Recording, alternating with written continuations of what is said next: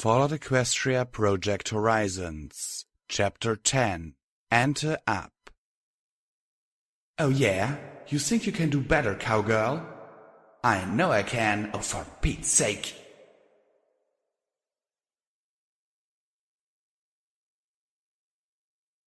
I hate the wasteland. In less than half a minute I'd gone from feeling good, battered and slightly traumatized but good, to watching a dozen zebras gunned down right before my eyes by one of their own kind. I hate a world where the trust I give then turns around and kills some pony else.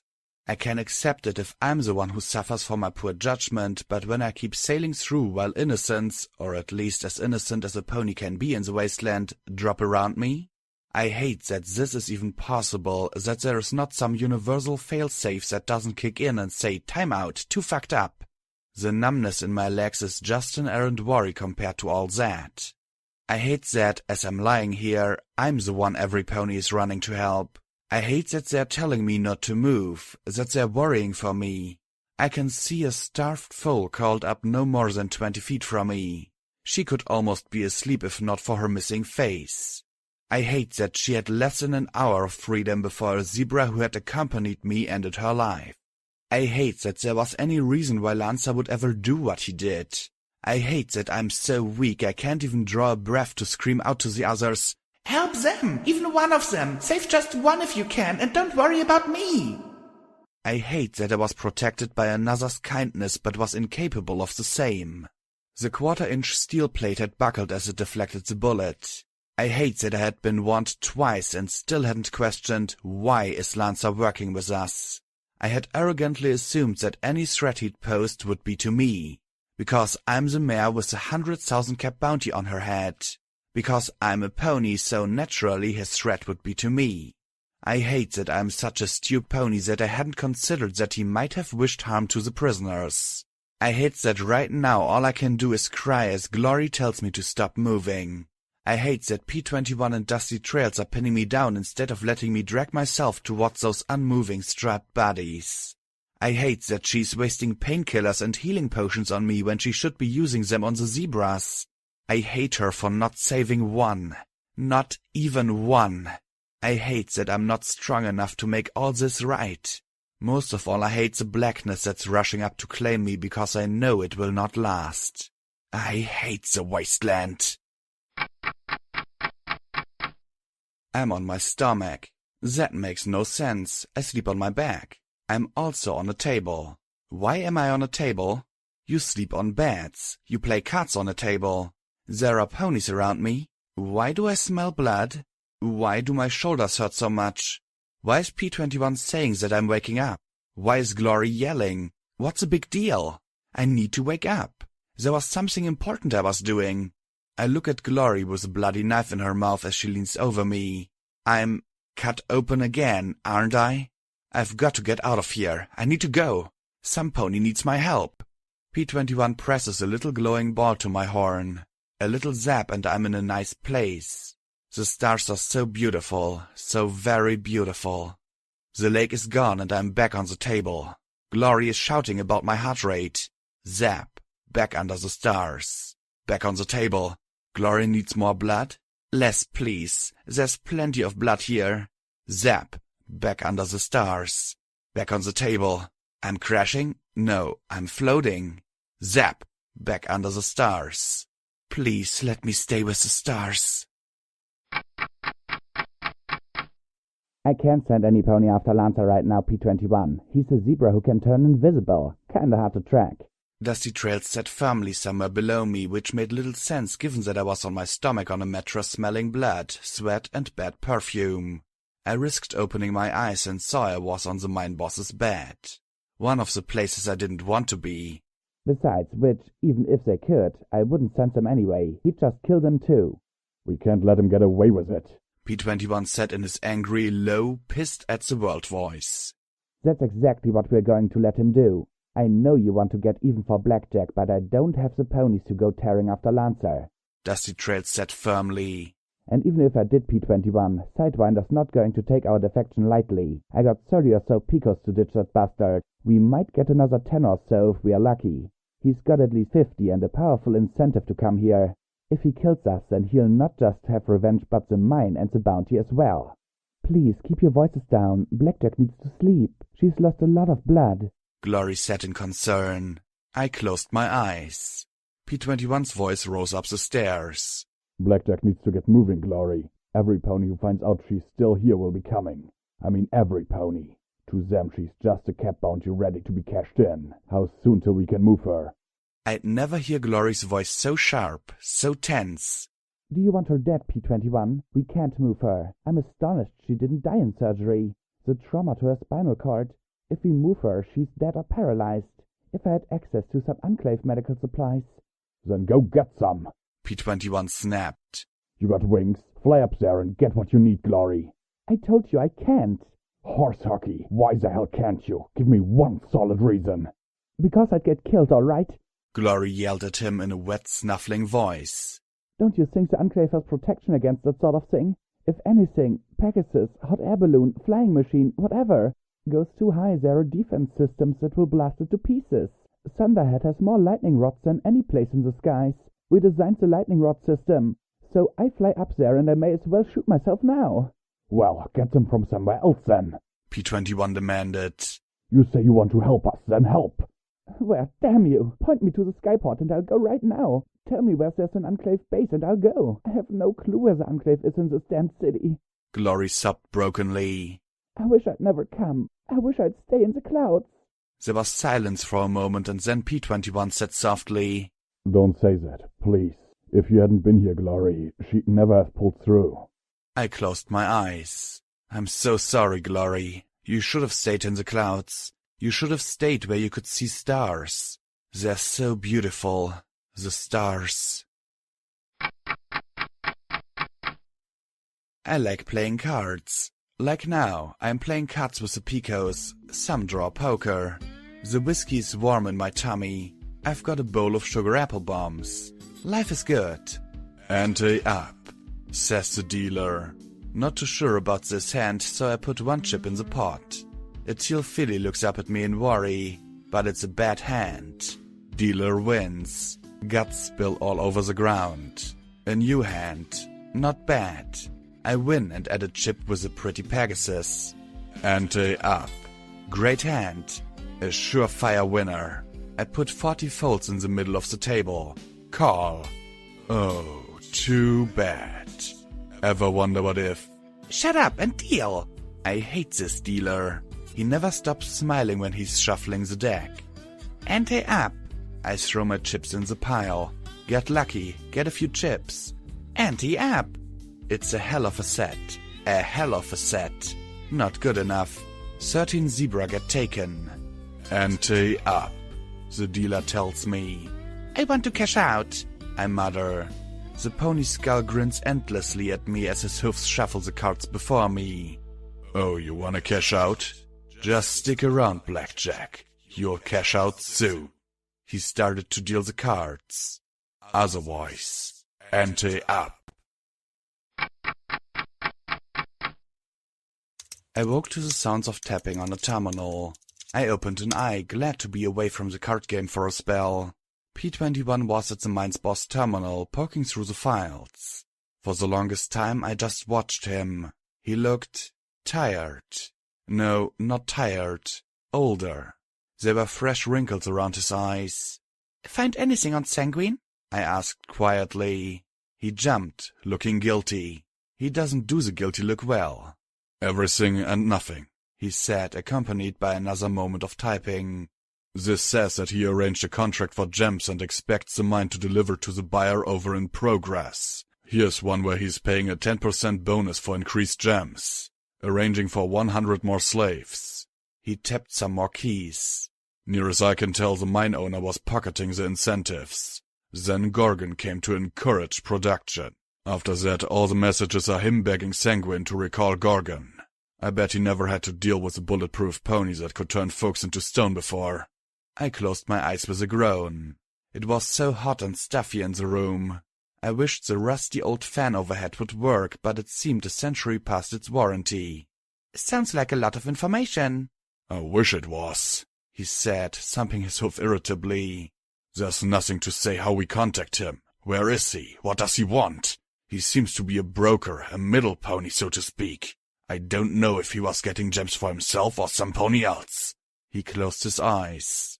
I know you count on me to know stuff, but I'm sorry, Blackjack. I should have known better. I looked back at him, hanging his head. What are you talking about? I knew Lancer was no good. I saw the way he looked at those zebras from the moment we left the mine. He didn't approach them. No hugging or hoof shakes. He just disappeared as soon as they were outside. I thought maybe he was sniping the last of the guards, but he wasn't. I should have warned you. Gotten them out of sight. Something. He rose to his hoofs. I got them killed. I looked at him for a long moment. How ridiculous. How could he be blaming himself? So what if he'd not said anything? Things were pretty hectic. I hadn't even noticed Lancer acting funny. Not your fault. He never would have been there if not for me. No, he shouted sharply, stomping his hoof hard and making me flinch then wince. Damn it, Blackjack. Will you let me accept some of the blame for once? He snapped. You're always doing that. It's not your fault. This was my screw-up, Blackjack. Don't you dare blame yourself for this, he said as tears ran down his cheeks. Damn it, he said as he scrubbed his eyes. I just want justice for a change. I looked at him as he bowed his head, gritting his teeth as he tried to fight the tears. I wondered how many times he'd cried in his life. Slowly I smiled, then closed my eyes. Okay, fine. Damn it, P21. How could you let your super amazing smarts fail to read the mind of a psychopathic, cold-blooded zebra assassin? Really, I was totally expecting you to shove a stick of dynamite right up his rump. P21 gaped at me as if I'd kicked him, or kissed him, before he went bright red and shook with snickers. Or more tears, I couldn't tell which. I'd like to think it was laughter though. Oh, that is wrong on so many levels, Blackjack. If I'm going to do something wrong, I prefer to go all the way. That way every pony notices. I closed my eyes again. Can you pass on a message to Glory? Can you ask her when I'll be able to feel my legs again? He jerked and swallowed. Yeah, should be soon, probably. Good, 'cause we need to get going, I muttered softly. I feel like I have a great big bullseye on my back. Yeah, we're looking into that, he said as he limped to the door. You want something to read?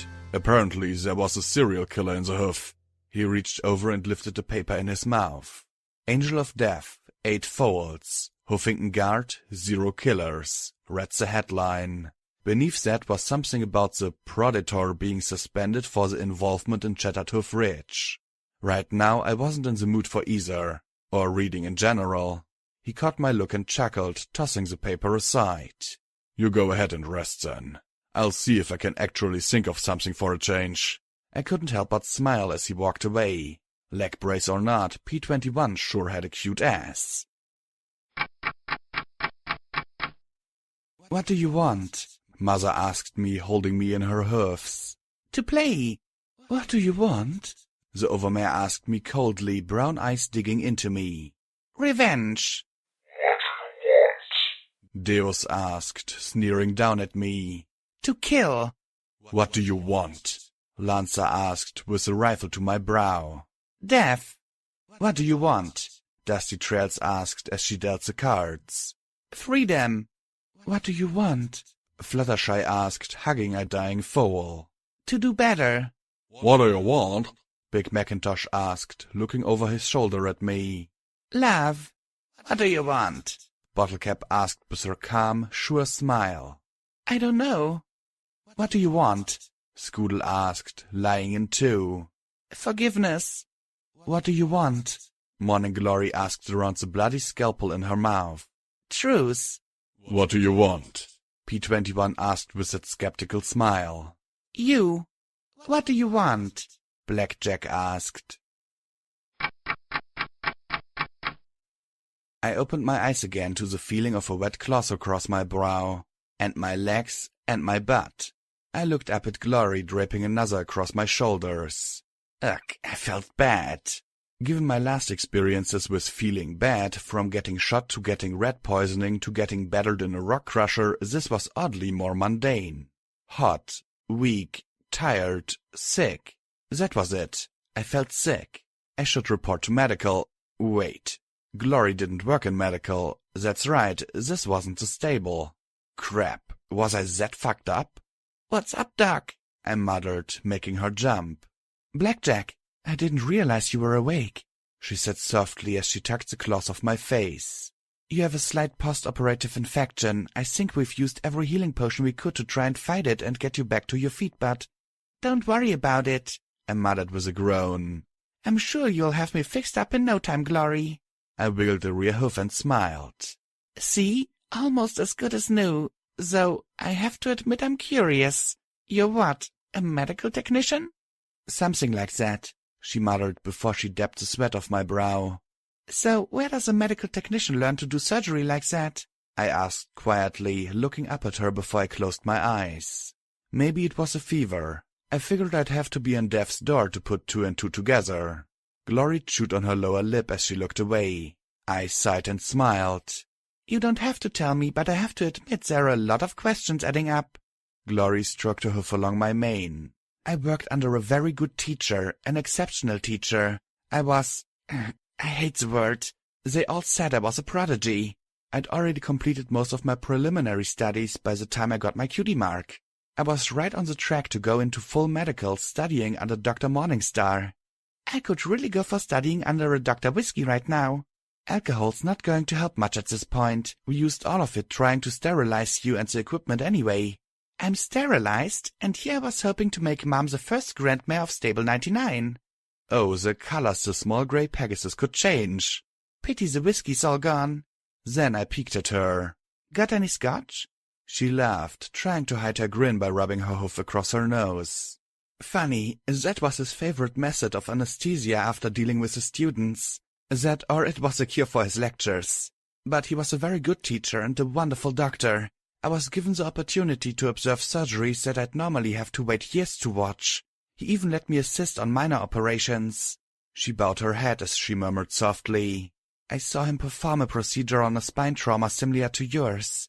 So, what happened? I noticed her wince, looking away. Oh no, don't you start getting all evasive on me now. You were really on a roll there, Glory. She gave me a small smile. She opened and closed her mouth several times, struggling for what to say. Finally, she just sighed. Well, the volunteer corps happened. The movement had been building for years. The Enclave always tightly controls access to the surface, but there were hundreds of students and faculty at the academy that wanted to do more. There were several petitions to the Pegasus Council. Finally, the volunteer corps were established. She sighed softly. Dr. Morningstar was, well, not a supporter of the corps. He'd been to the surface with science teams. Glory sighed, closing her eyes as she looked out the filthy windows. We had a terrible fight, absolutely terrible. I told him he was rude, callous, and monstrous for keeping his skills to the Pegasi. He called me an idealistic fool destined for a pointless death.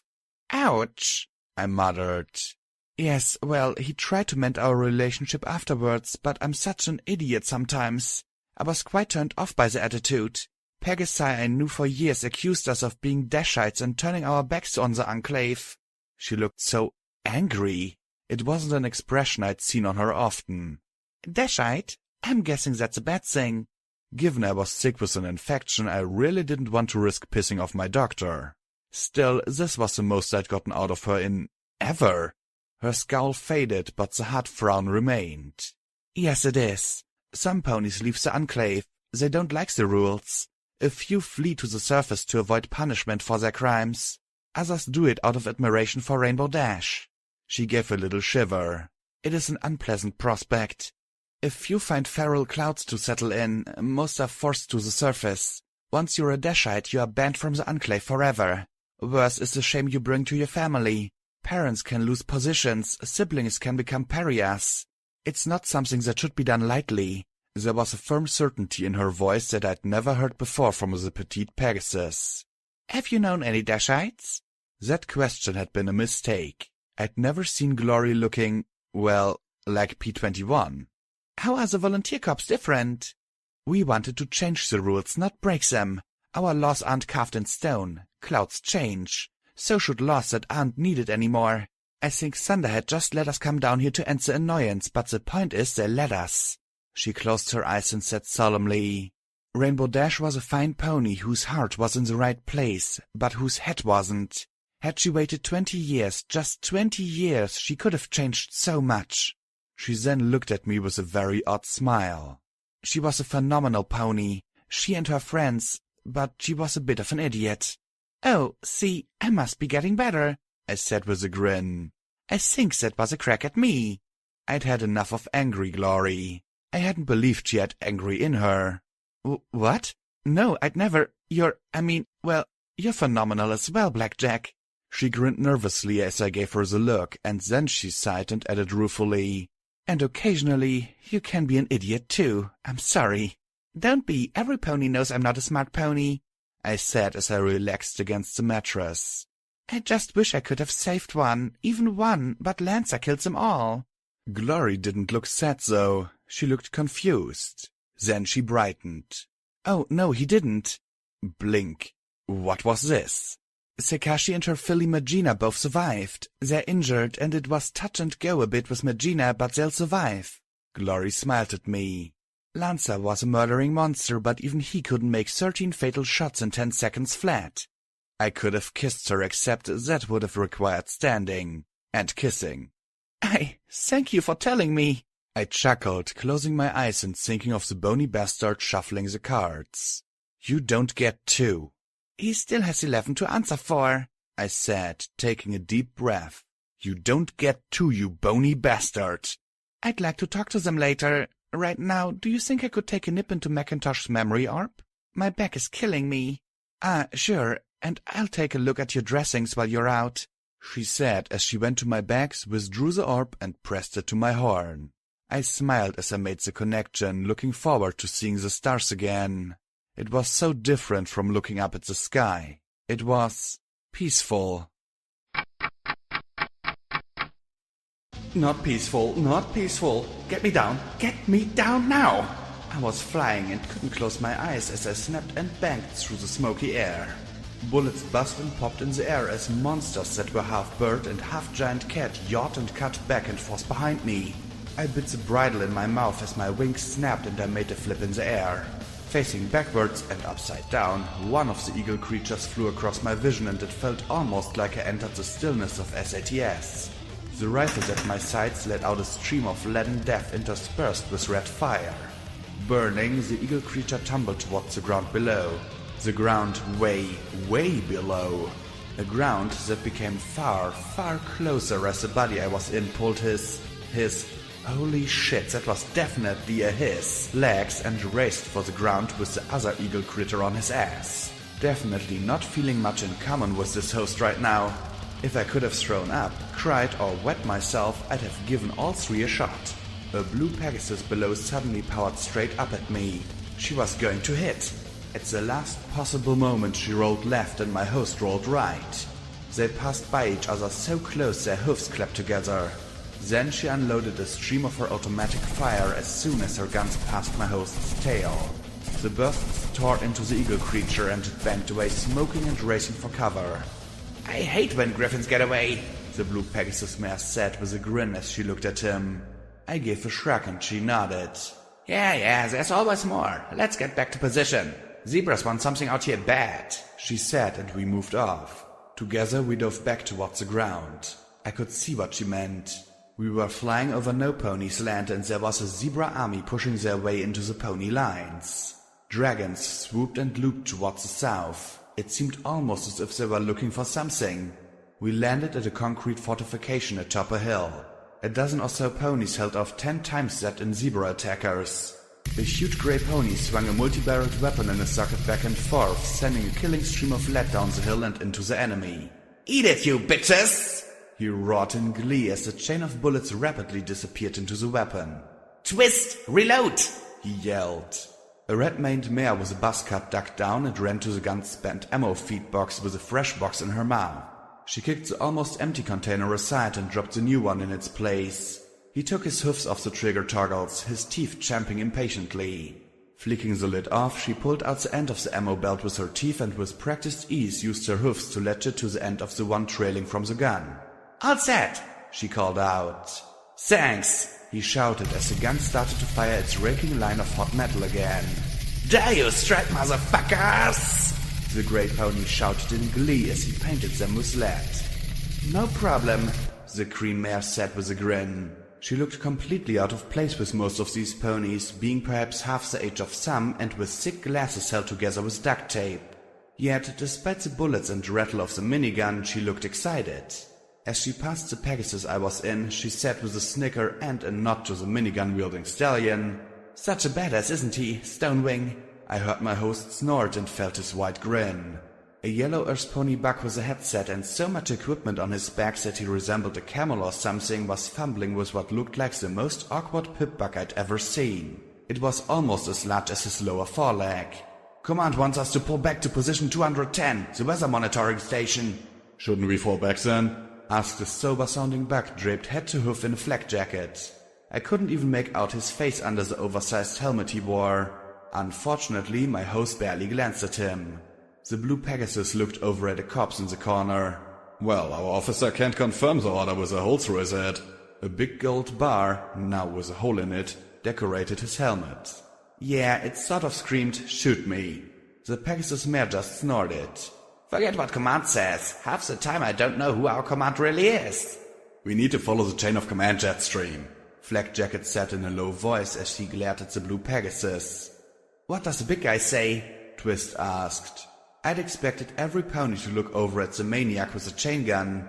Instead, all of us, including the maniac, looked over to the edge of the fortification where a big red buck stood in the battle saddle mounting an automatic rifle and a belt-fed shotgun. He chewed on a grass stem as he looked down at the advancing zebra forces. Nope, he said lazily. We just got here. I reckon we ought to stick around. Alright, Big Macintosh. Twist looked at the pony in all the electronic gear. You heard him. Tell them we are pinned or busy or something. She hopped to the edge while still remaining low, then pushed her helmet up above the parapet. The metal jerked as rounds struck it. Twist looked at the impact holes carefully. "Oh, I'd say 100 yards out," she said as she grinned at my host. Why was she looking at me? I was back in the air with the blue Pegasus and we were cutting our way through the sky. No, the sky was definitely farther above things to run into. The male I was in spun, dove, and strafed along a low ridge at the foot of the hill. I couldn't see anything, but suddenly zebras shimmered into being as the sniper's invisibility cloaks flickered. From atop the hill came a steady pour of fire. Not frantic, though they were drastically outnumbered. They became rocks that the zebra sea broke upon. And the foundation of that rock wasn't the hill itself or the fortifications. It was Big Macintosh. He moved constantly but did not retreat or hide behind cover. He never swore or shouted at the enemy fighting their way up. With the rifle he fired precise and disciplined bursts of fire. When the enemy came too close, the shotgun would come into play with a deadly barrage of shells. Some zebras, running more swiftly than I thought physically possible, attempted to attack him with their bare hooves. Yet Big Macintosh remained atop that hill and took them down with awe-inspiring discipline and courage. Some ponies were wounded, some ponies died, but while Big Macintosh stood, they would not break, even as the zebra line crawled closer and closer to their fortifications. That small band of ponies returned fire and death against 20 times their number. Stealth cloaks were of little use against the minigun, but even the minigun couldn't fire everywhere at once. Some managed to sneak all the way up to the fortifications. I was amazed to see Twist, the smallest, leap on them in furious hoof-to-hoof combat rather than let them attack her comrades. A white unicorn stood like a noble prince, facing a monstrous horde as the guns in his battle saddle were supplemented by a pair of elegantly wrought pistols. I had to learn that trick. A black unicorn hardly moved at all as her rifle picked off zebra officers with disturbing accuracy. These were heroes I could not have imagined. This was valor and courage I could never hope to match. I was so in awe of what I glimpsed that I forgot my fear of heights and the sky. Even my host and Jetstream amazed me. Remembering it was not actually me flying, I marveled at their skill and grace and peril. Jetstream was faster, my host stronger. I had more of those griffins try to attack, only to have Jetstream pick them off while their attentions were on me. Eventually the enemy was actually forced back down the hill and I landed back atop it, next to the other Pegasus. "That was super, Jetstream," Twist said as she reloaded our ammo drums. She grinned around a peppermint stick lodged in her teeth. Want one, Stonewing? Stonewing, apparently the Pegasus I was in, nodded enthusiastically. The blue Pegasus smiled and chewed hers happily. Thanks, those are good. When do you find time to make 'em? I'd have liked the recipe myself. That was good eatin'. Of course, I couldn't cook to save my life, but it's the thought that counts. It's a complete mystery, she said with a grin, then looked over at a unicorn staring through a scope down the hill. You want some song? My host put his wing in front of Twist, shaking his head.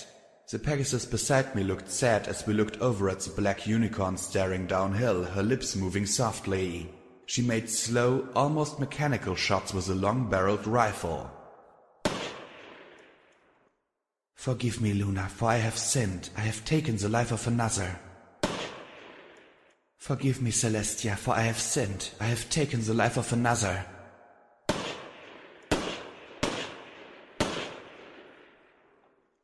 Each death came with a plea for forgiveness in a hopeless whisper. I was seeing the forging of the wasteland before my very eyes, one crushed soul at a time. Well, Stonewing's eyes. These memory orbs were confusing. How'd they get so close to the Earth? We should have intercepted them long before they got here, Jetstream asked as she watched them reorganizing their lines for another attack. Dragons, a brimstone and a dozen more managed to carry an entire legion with them, said the handsome unicorn, who reminded me of Prince Splendid, save for the emerald eyes and mane, and wore an automatic rifle on each side. I would have killed to know how he looked so delicious covered in mud and blood. But why here, Vanity? They're not pressing towards anything, Jetstream protested. I thought they were going for the clinic, but they seem to care more about these hills. Setting up a foothold for a bigger invasion? Stop trying to think like an officer, Jetstream. You don't have enough brain damage, Twist said as she looked downhill once more. So, are we staying, big guy? All eyes went to Big Macintosh, who calmly chewed his grass stem. He gave a long, slow nod. Yep. Figures they want this hill pretty bad. They're gonna have to pay for it. Looking at all the zebra buddies on the hillside, that was a hell of a price. The pony with the electrical equipment perked his ears. Command again, they want us to hold the hill now. Shadow bolts are inbound. ETA 2 minutes. All Pegasi are to form up and give support. Shadow bolts? They must be targeting the dragons. There's a big one south of here. Jetstream looked at my host with a lazy little grin. Well, let's go ahead and give Rainbow Dash a hoof. You gonna try and get her autograph again soon? My host nodded again, grinning eagerly. I tell you, I read in stud magazines that Dash is all about the fillies. You're wasting your time, the big grey pony said with a lazy chuckle. Do you kiss your mother with that mouth? Twist asked with a scowl. Nah, but I kiss yours. Twist bristled, and for a moment I was sure she was about to tackle the grey pony that was twice her size and age. Could you two please stop? Flak Jacket muttered in irritation. Given that he was carrying a lot of grenades, I personally didn't want to see his bad side.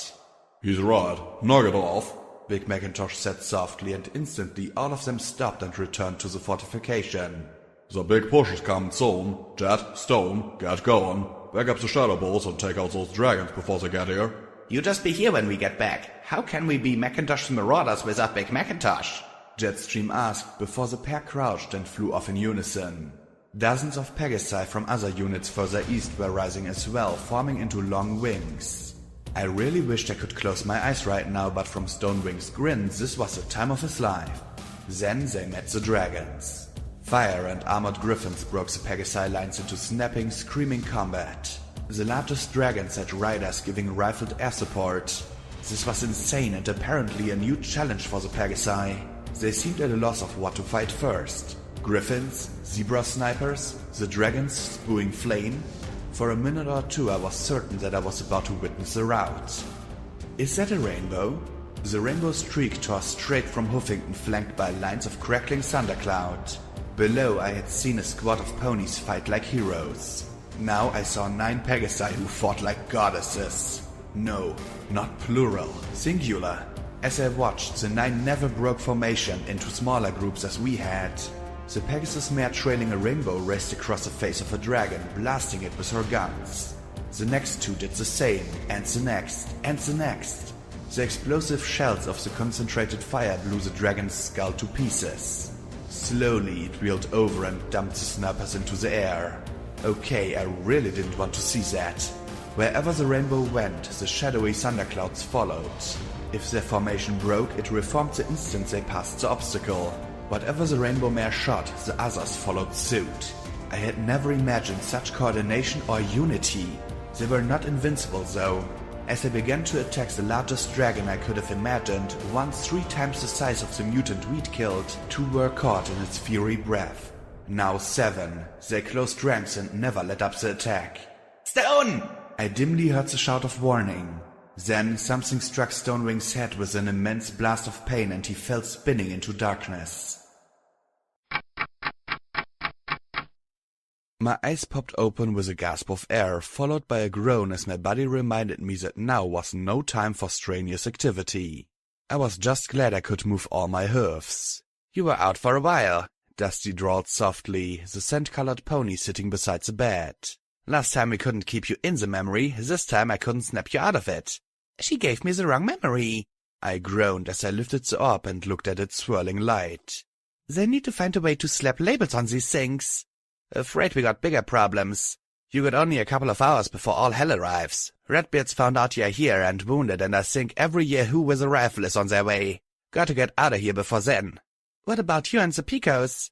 "Don't worry about that. Your bounty is the only thing giving Sidewinder a chance at keeping most of the Picos under him to try and take this place.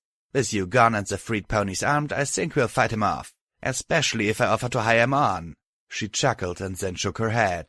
"If we get a few hundred bounty hunters after you, then things get impossible." She coughed and pulled out a crude mouth-drawn map. "Way I see it, your best bet is to follow the rail's west skirt between the Everfree Forest and the Badlands and come up through Ponyville. Had some pony cleared out a healthy bunch of the raiders that live in those parts. From there you can get to New Appaloosa to try to get into 10 Pony Tower." She looked at the map and frowned. "Should take about a month, but I'm not spending a month just to run to Manhattan," I said with a groan as I tried to rise to my hooves. Emphasis on tried. Oh, wasn't that a mistake? Maybe you haven't realized it yet, but you're half dead and well on your way to becoming all dead. The slaves you freed here idolize ya, but they're just about 150 or so folk against every greedy son of a gun that ever crawled out of their mamas looking for caps. That'd be a lot. "I didn't say stay here," I said with a groan as I looked at the map. Lots would be coming from the north following the Sunset Highway. Others would be coming west from Flank and Paradise. "What's the other way?" I asked as I pointed at the rails going towards the core. "Some pony mentioned rail tunnels." "I can shoot you now. It'll be easier. You'd need an armed escort to get through the tunnels. Feral ghouls are all over down there. Radiation, taint. The boss sent trains through there only on account he didn't want Gorgon petrifying him." Then she frowned. "Thing is, there's not much else that way either. Chapel's the only community and I doubt they even have radios. There's other places you can hole up too, even a stable or so I heard." Really? I had to admit I was curious. Terrified too. Not something to mention to P21 just yet. "If we follow the train rails, we might be able to slip out with no pony the wiser. Let in the few bounty hunters to see I've gone. Let 'em chase me to Ponyville if they want." "Funny, does being sick raise your smarts or something?" she said. "Smart would be your plan," I said. "Well, been in bed long enough. Best get to my hooves." And I tried to rise again. Again, tried was the operative word. A more accurate way to describe the situation would be moving one's limbs and groaning in pain. "Okay, I take back the smarts part," she sighed, scowling at me. "It's going to take forever to carry you out of here at this rate." "Actually, I have an idea," I said with a little smile. Things were coming together. There were gaps in the plan, but I thought we could work through them. I was also able to stand. Walking, not so much. My fever had broken, but my back still felt like a hammer had been used on it, which technically would have been preferable to a bullet. P21 had shown me the 1/4-inch steel plate from my armor the last time he'd stopped by. It'd been bent in a U around the impact. I'd taken the time to write a letter to Bottlecap about dusty trails and the change of ownership of Brimstone's fall. With some luck, she might be willing to cut them a discount in exchange for first dibs at the mine. Magical gemstones like these were in huge demand, given how many magical weapons seemed to be floating around the hearth. All that was left for me to do was wait for... I heard the door close below. Time to get moving. My mane was starting to itch from being in one place for too long. Funny, they were taking their time getting up here. Whoever was on the stairs walked with a slow, ponderous gait that I didn't like at all. A raspy laugh rose up the stairs as the door to the boss's office was slowly pushed open. The brown earth pony mare swayed as she stood in the door. I relaxed. "Oh hey, how are you feeling, Tumbleweed?" Those were the stupidest words ever to come out of my mouth. Today. No, something was very wrong as she swayed on her hooves. Tears ran down her cheeks as she slumped, and the most horrible laughing, sobbing noise rose in her throat. There was blood smeared across her lips, fresh and red. Bite marks covered her legs. Hoofs shook as she stared at me with eyes that were already yellowing. "Help me," she begged, giggled, sobbed, all at once. I'd gone through my own share of shakes, but I'd never seen another pony losing their mind before my eyes. Weeks to months for mental decay, my ass glory. Tumbleweed was falling apart in front of me, bloody froth creeping down her chin. She twitched continuously as her pinprick pupils jerked away from meeting my eyes. I started hoping this was some strange card game dream rife with metaphors. If so, I'd pass on whatever fucked up wisdom my subconscious was trying to dredge up. By the wonders of adrenaline, I shifted and prayed I didn't paralyze myself. I slowly pushed myself onto my side to face her, hoofs pulled up and ready. I tried to speak nice and calmly. "Tumbleweed, where's Glory? You need Glory." That was a lie. She needed a lot more than glory. She needed a prayer and a bullet. Damn me, I couldn't give her both. "Turkey. I like turkeys. Tastes good." She whimpered, and I could only lay there in horror as I saw her raise her leg and suddenly spasm, biting down hard. As fresh blood spilled, I watched as she started to swallow. "Tastes good. Tastes so good," she said a moment later. She gave one last sob, choking in the back of her throat.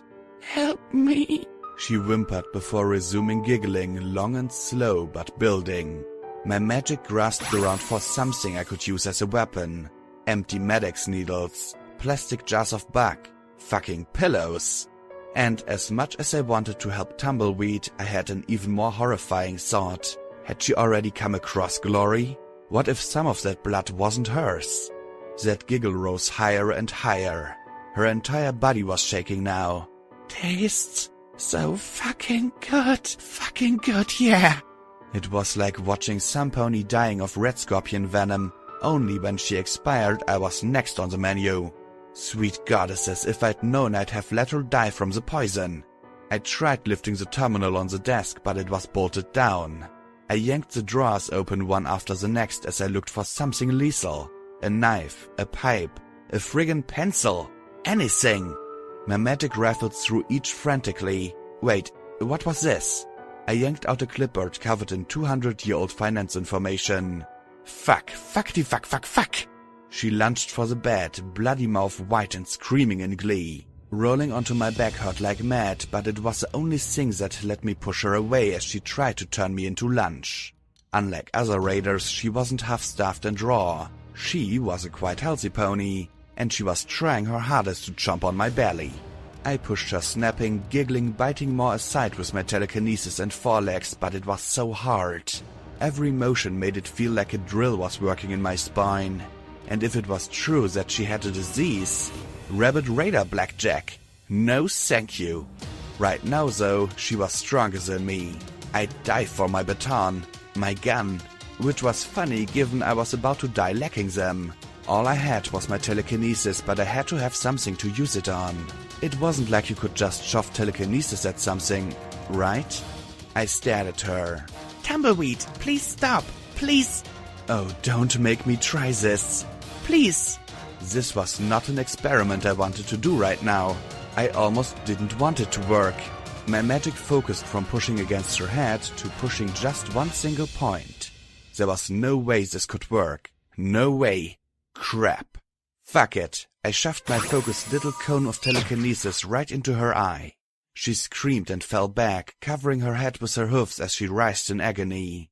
Finally, she stilled, clutching the socket as clear, faintly yellow fluid crept down her cheek. It hurts, my head hurts. I'm so hungry, so angry. Please, she begged as she stared at me with her remaining pinprick pupil.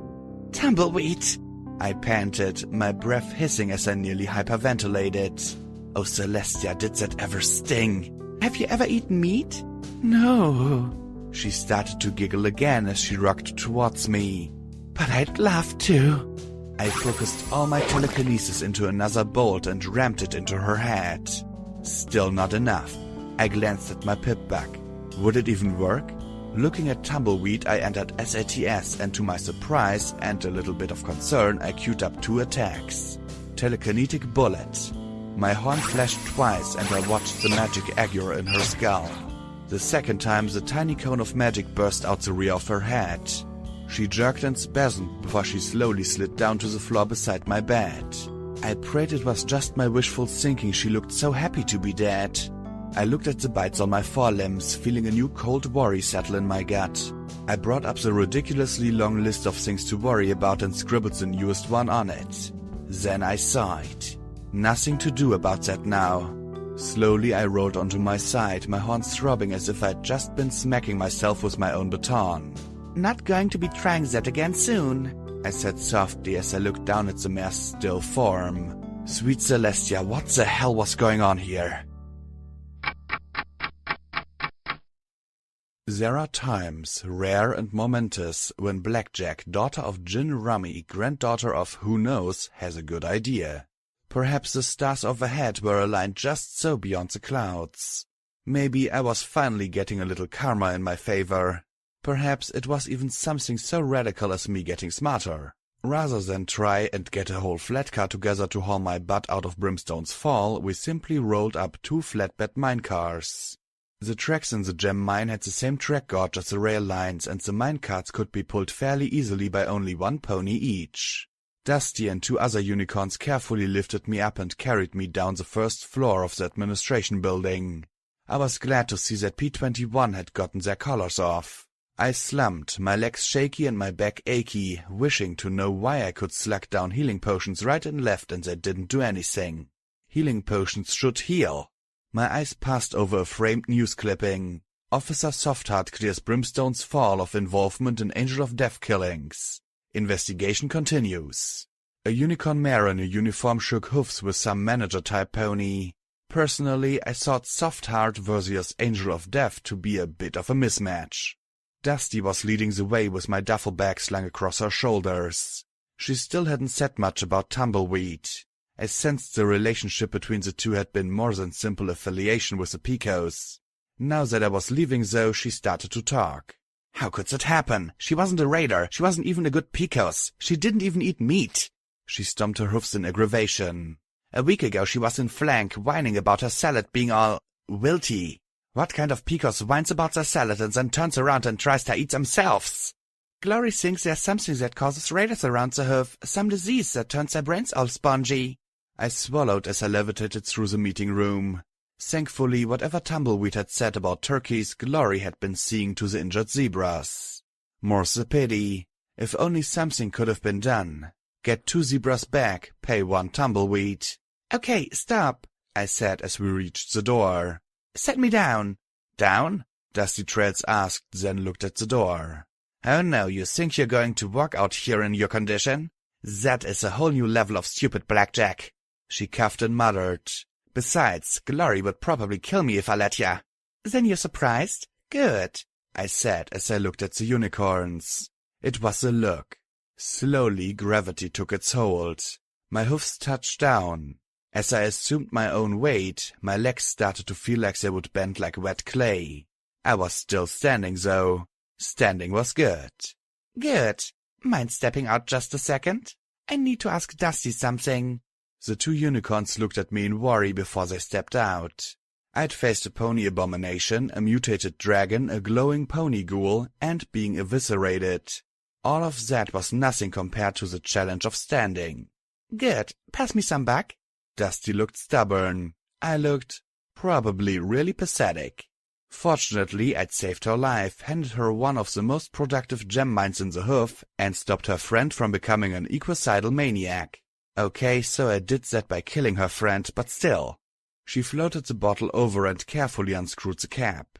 You know, Glory warned us only to give it to you if you crashed. Good, I'm about to crash, I said as my legs shook. She floated the tablet to my mouth and I chewed the sharky tablet before swallowing. I could almost feel the sensation as the chem hit my stomach and then rapidly spread. The shaking stopped and I even felt, dare I admit it, better. No, my barding. I think you're turning into a raider too, she said as she pulled it out and draped it over my body. I was hot. My limbs, fortified by buck, still felt like jelly as the armor settled around me. On top of everything else, said armor hurt like crazy as it was buckled in place. I searched my pockets and found a syringe of Med-X. For all your little ouchies. Boy, did I have an ouchie. I jammed the needle into my leg and the fire between my shoulder blades dwindled somewhat. Now it only felt like I had rebar stuck there instead of one of Deus's guns. Why are you doing this? Dusty was clearly concerned and just a touch worried. Which do you think is better, every pony out there seeing me for the cripple I am, or every pony seeing me walk out of here on my own hoofs? I asked as I straightened. Better yet, when the bounty hunters hear about it, hopefully they'll think that maybe I'm just as dangerous as before and go the fuck home. I can do this, it's just walking to the minecarts. Well, that, and dealing with the mine administrator, she said with a little smile. The ponies you freed wanted to give you a special parting present. Fucking what? Oh. Maybe they were going to let me push the button down in the mine. Big red buttons should always do something amazing. But then the door opened and Glory stared up at both of us. Her lavender eyes widened and the grey mare stared at me. She then closed her eyes. You are an idiot, Blackjack. Get on those carts before you die in your hoofs in front of every pony, she hissed as she stepped aside, giving Dusty a withering glare. The Picos made herself busy looking at anything other than the glaring Pegasus. That was a lot of ponies. The entire mine yard was filled with dozens of ponies. More than 100. Most had the one look of slaves, but I picked out the Picos with their hats and jackets. The few guards who joined the revolt were visible from their subdued expressions. I could tell it'd be a long time before they completely shed that past. I slowly made my way down the stairs, glad despite the way my legs felt to no longer feel the unicorn's telekinesis supporting me. If the sham were revealed, I'd never shake most of the hunters off me. Step, step, step. It was the longest walk of my life, longer than when my guts were dragging on the floor. Do not think about that now, you moron. The slaves parted in front of me with expressions of awe and concern. There was no way I could hide the pain. I doubted I could hide the fever. I just had to hide the weakness. Be strong. I lifted my head and forced my lips to curl back. The crowd exploded into cheers. I nearly fell over right then and there. Reaching the 2 mine flatbeds, I was relieved to see that it wasn't much of a step. I climbed aboard and sat with relief. There was just enough room for 1 pony per flatbed, or 2 if they were cozy. P-21 looked at me from the second flatbed with a sigh, shaking his head. You're amazing. Ridiculous, but amazing. Thanks, and I'm glad you were able to get the collars off them safely. I'm glad I didn't have any accidents while doing it, he answered with a strangely smug smile. And I'm glad they won't be going to waste. I looked back at him in worry. What? You're going to use them in the mine? I rubbed my twitching mane. There was something being set up on the one of the flatbed train cars. The crowd began to back away. Better, he said as the movement of the crowd revealed the fat pony. His forelegs were swollen to the size of melons and he'd been beaten till he looked like he was part blood sprite. But what really chilled my blood despite the heat was the sight of him wearing dozens and dozens of explosive slave collars. For justice. Sweet Celestia, what the fuck made you think this up, P-21? Dusty smiled as she floated over the flimsy little shackle I'd busted off him during the breakout. There was a shiny red button attached. Thought it right, you give the fucker a send-off he deserves. I felt a chill wash over me, despite the lingering fever. Are you fucking insane? I whispered as softly as I could. P-21 jerked as if I'd just shot him in the face with a telekinetic bullet. The crowd went wild, stamping their hoofs as they yelled his damnation. I stared at the pathetic, blubbering mass on the end of the car. He shook as if he was going to faint at any moment as he stammered for his mommy. I'm sorry, is there something to think about here? This bug is responsible for the death of possibly hundreds of ponies. He's been in charge of Brimstone for years, P21 said in a low voice. He's hurt every pony here. Now they get justice. This isn't fucking justice, I hissed as I stared at him, unable to touch that button, unable to look away. It's murder. Now I regretted my show. If I'd appeared near death, no, that would have put the blood on some pony else's hoofs, and he'd be just as dead. P21 would have killed me right then if he could. Cold rage burned in his eyes as he leaned towards me. Do you want to know what fucking justice is? It's giving to others as is given to you. Be kind. It's killing the fucker to make sure that she never does it again. Be kind. It's making sure every bastard who thinks of copying her crime hesitates because they know they might face the same punishment. Be kind. It's what's fair. Be kind. These ponies needed justice. Was this it? Killing him wouldn't bring any pony he had killed back. Would it even bring peace? Or would some pony else decide that it wasn't enough and drag one of the former gods up there next? He was dead anyway. Send his broken body out the gate and the wasteland would eat him. They'd track him down and lynch him. It wasn't any different in Stable 99. He'd be retired without hesitation. Recycled. If he was put in some kind of trial, what verdict would be returned besides guilty? How was this not justice? Just a week ago I wouldn't have hesitated. In fact, I probably would have been honored to push the nice red button. Be kind. Ante up. Listen! I screamed at the top of my lungs. I almost fell off the cart as the entire world spun and only Dusty's magic suddenly gripping me and stopping me from falling on my face preserved my illusion. Shouts faded away bit by bit as eyes turned upon me. I know you want me to kill this pony. I know he deserves it. I know he's hurt you over and over again for his own gain. I clenched my eyes shut, twisting my hoofs against the metal beneath me. A long time ago there was a war between ponies and zebras. I saw a memory of it not long ago. I saw the hate and the blood and carnage. Some ponies think the bombs ended it, but I disagree. This is a war that is still being fought today, only now we are fighting between ourselves. And every single time we kill, we keep it going. I wondered if, when I finished, I'd be next. I've learned of a pony from that time who realized what every pony else didn't. The war had to end, and if we were ever going to win it, we would have to do better. Be better. Not better killers. Not more ruthless. We would have to be kind. I'm not an executioner. I'm security. If he'd threatened another, I wouldn't stop fighting him till he gave up. If he threatened your lives, I'd do all I could to end this. But like this, I can't give you what you want.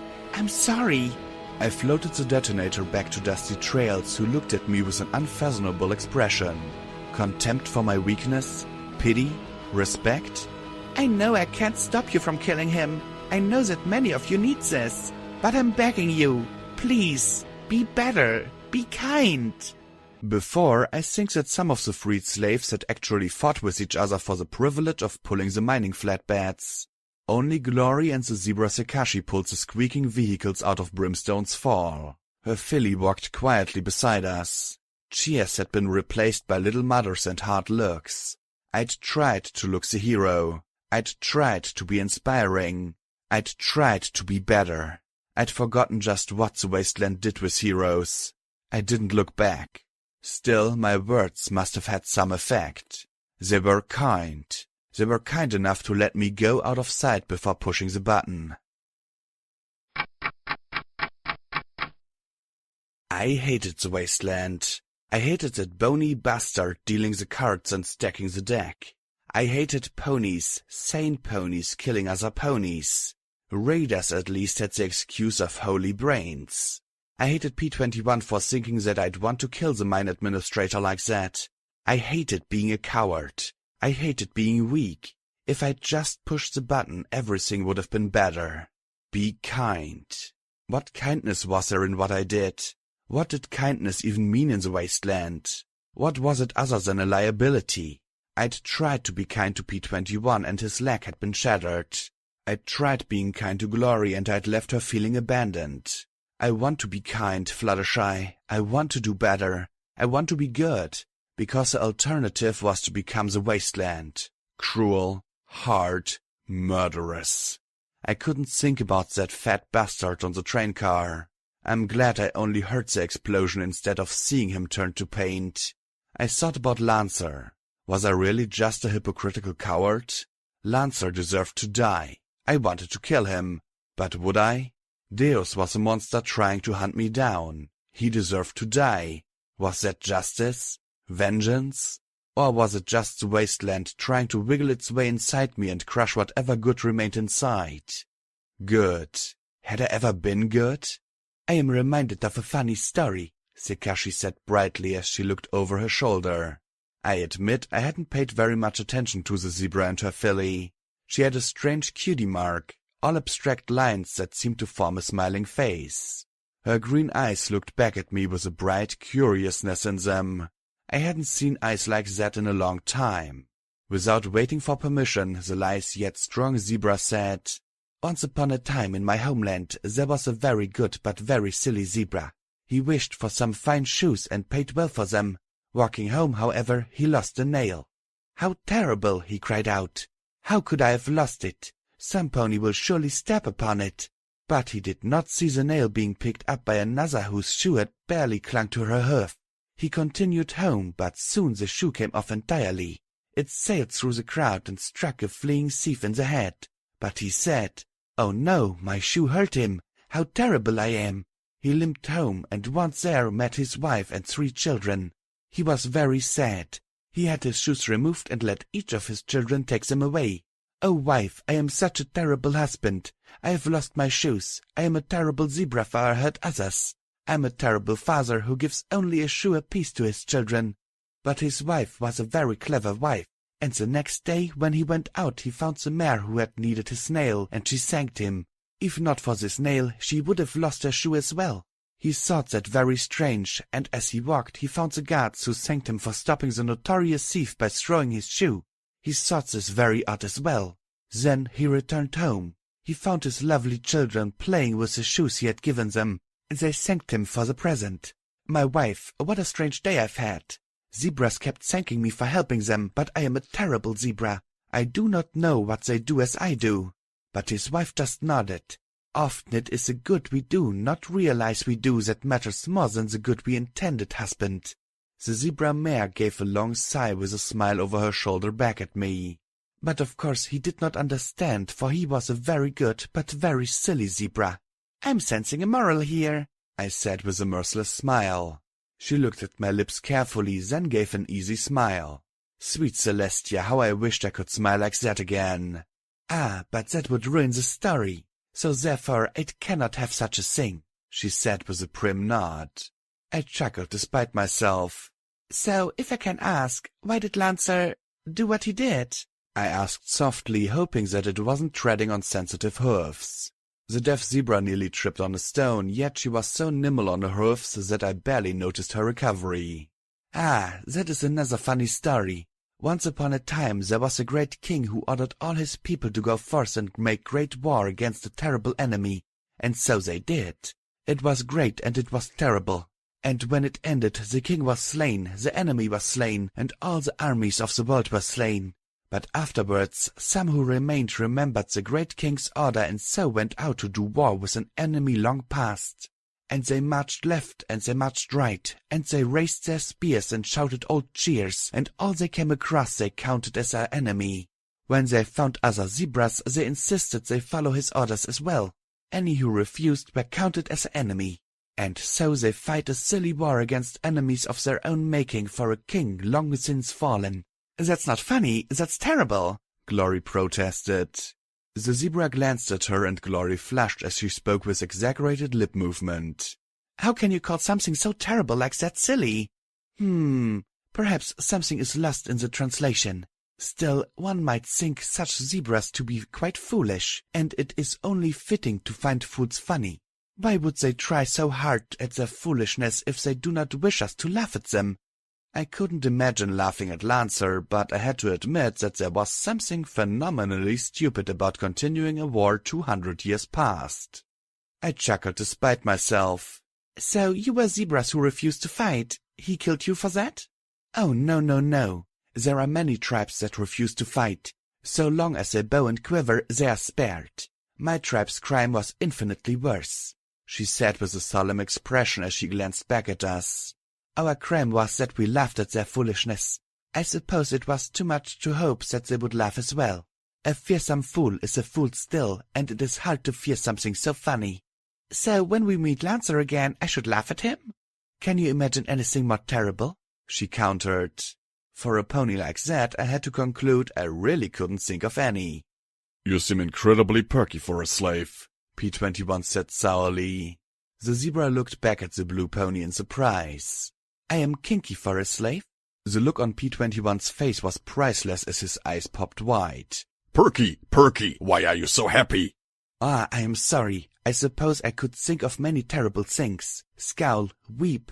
But I am alive. My daughter is alive. I may be hungry tonight and dead tomorrow, but for now I shall choose to think of better thoughts. They are fewer and all the more precious than those that are sad.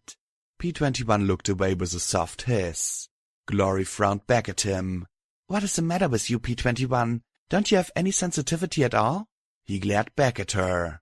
You know this right and wrong shit, I once told him. Now I wasn't so sure. It was as if we were swapping places and he was becoming more and more reactive and I more and more reserved. Our friendship had barely set and already cracks were forming.